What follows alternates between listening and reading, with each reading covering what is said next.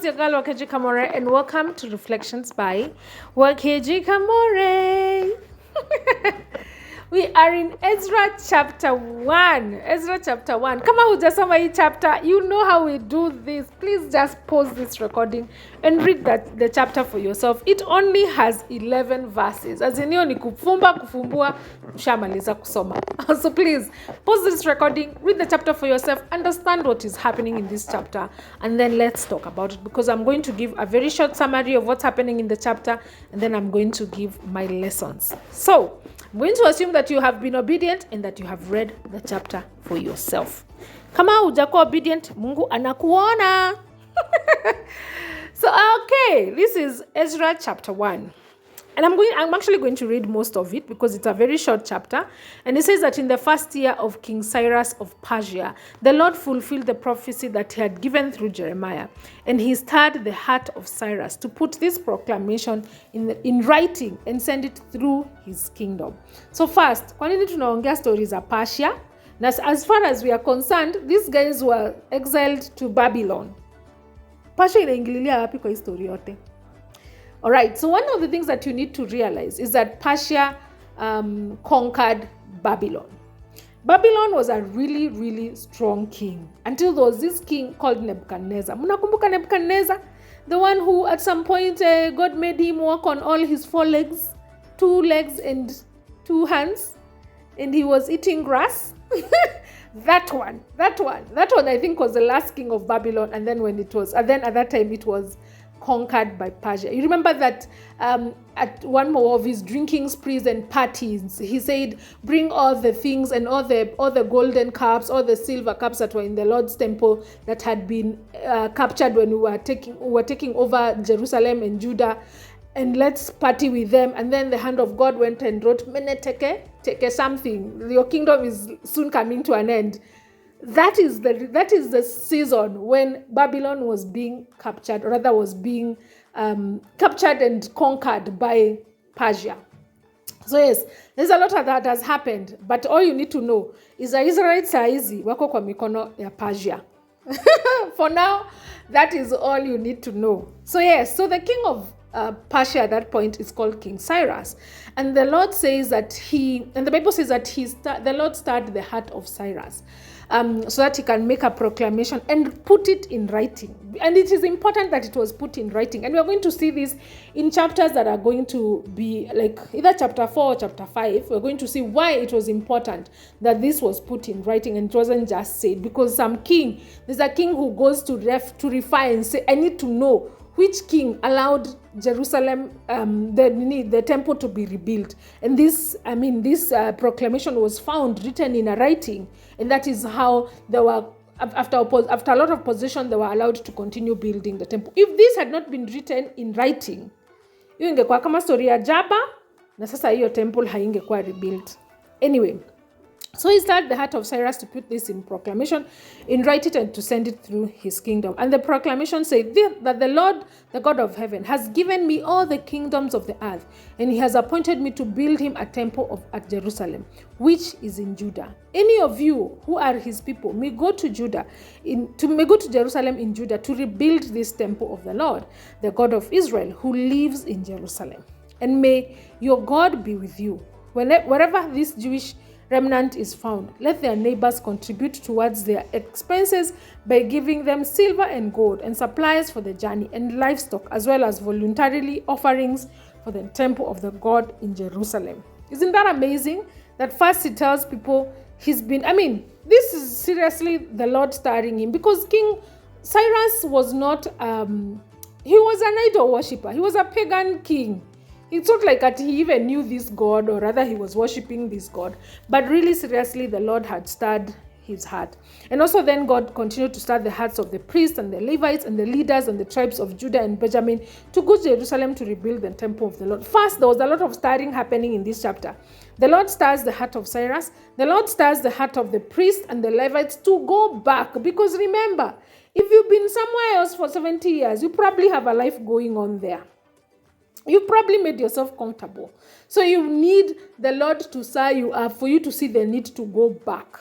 Because you probably have everything else going going on for you. And then also the Lord stirred all the neighbors, and they gave all the priests and all the leaders that decided to go back the articles of silver and gold, supplies for the journey, livestock, and they gave them many variable gifts in addition to the voluntary offering, which is amazing. I feel like this is like a deja vu, because this happened after 400 years of being slaves at Egypt. The Israelites were given gifts by the Egyptians, were given gifts of silver, of gold. As a matter of fact, the Bible records that there's no Israelites that left Egypt poor. All of them left wealthy because their oppressors gave them gifts when they were leaving. And also here in this situation, remember that the Israelites are not here for sherehe and sijui what. They're here because they are captives. So they, in one way or the other, have oppressors. They're being blessed by their oppressors, and they're being given gifts.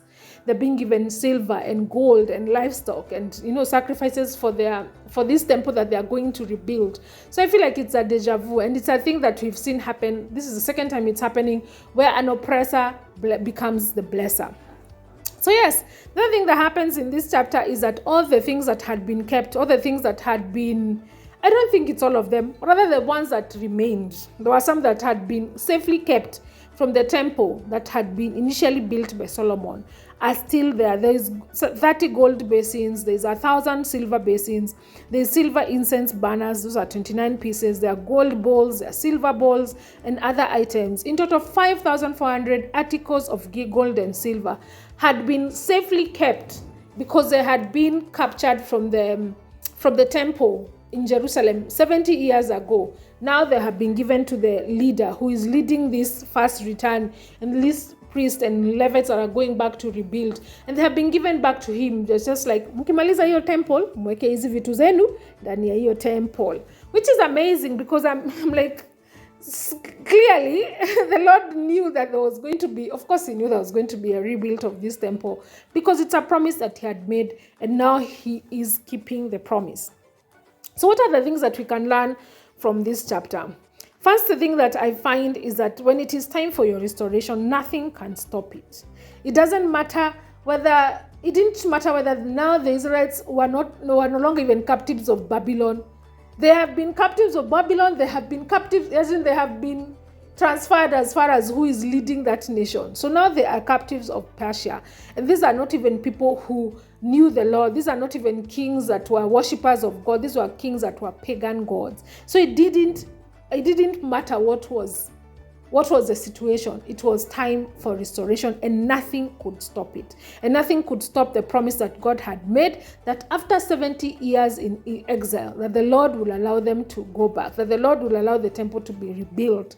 And this is exactly what is happening. It doesn't matter kama kuna oppressor, it doesn't matter what is happening. God is going to stir the heart of whoever needs to be stirred, so that they can assist you. It could be the leader who is the most unlikely to release you. It could be your neighbors who are the most unlikely to give you silver and gold. But God is going to stir the hearts of those people who need to assist you. There's sometimes in the morning, especially when I know I'm going to go for meetings, I'm going to have conversations that are difficult. Sometimes I tell God, please Lord, align everybody who needs to help me today. Everybody who needs to help me today, align them. Whether they are believers, whether they are not believers, just align them. So that when I get there, they are ready, their hearts have been stirred, and they are ready to help me.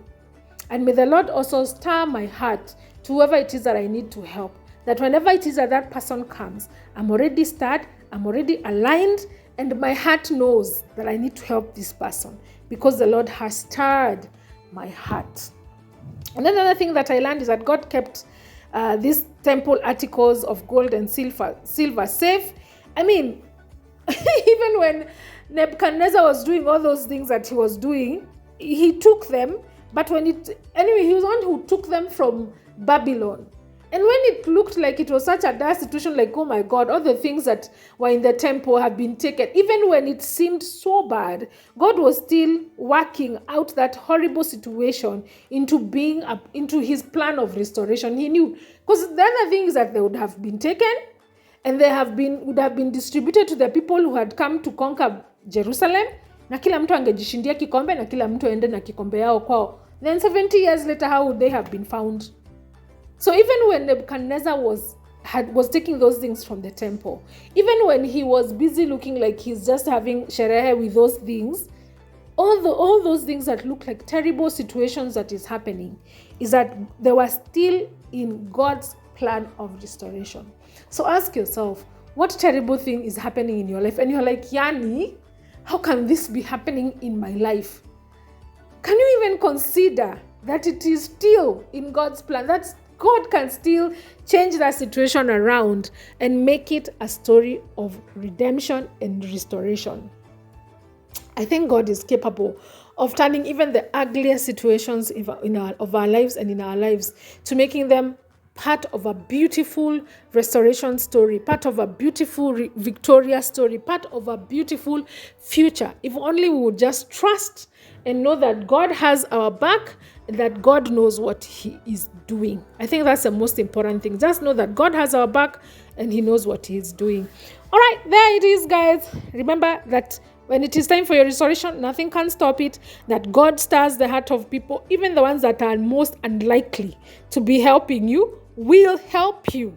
And number 3, that even the ugliest situation, God can turn them around and to become part of such a beautiful story that is your life and that God is working is still working at. Not that God has finished working at it. Thank you so much for listening and see you tomorrow.